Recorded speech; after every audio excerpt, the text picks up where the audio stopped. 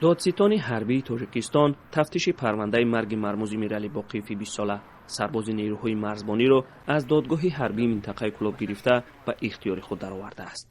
حالا نسبت سرژانت صدیق سعدلویف با گمان سوء استفاده از مقام و برآمدن از حد وکالت‌های خدمتی پرونده باز شده او در حبس است. پرونده را در اول دادستان حربی منطقه کلوب باز کرده بود.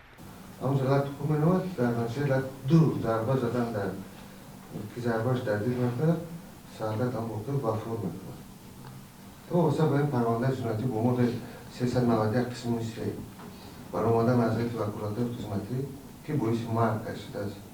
پرونده جنایتی رو کرده شده گناهکار با حبس گرفته شده نه پرونده جنایتی رو از روی تودیت و سرپرکتور عرضی جمهوری تشکیل سرباز فوتیده میرعلی باقیف ماه می سال گذشته از شهر پنجکین به ارتش دعوت شده در دیدبانگاه فرخار مرز تاجیکستان و افغانستان خدمت میکرد.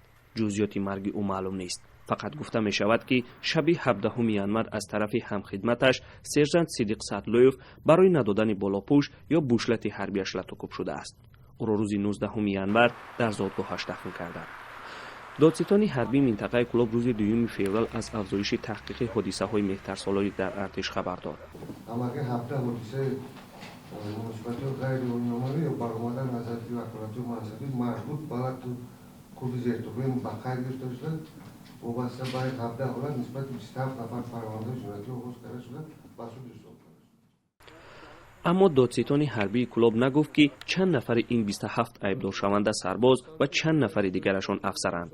جوانان و پدر و مادر سربازان مهترسالاری یا بدرفتاری با نوسربازان را عامل ترس از خدمت در ارتش می‌دانند. حامیان حقوق میگویند که در یک سال آنها از 10 تا 15 پرونده جدی مثل کشتار و یا به خودکشی رساندن سربازان را می‌سنجند. محمود جان رحمتزاده، آزادی، کلوب.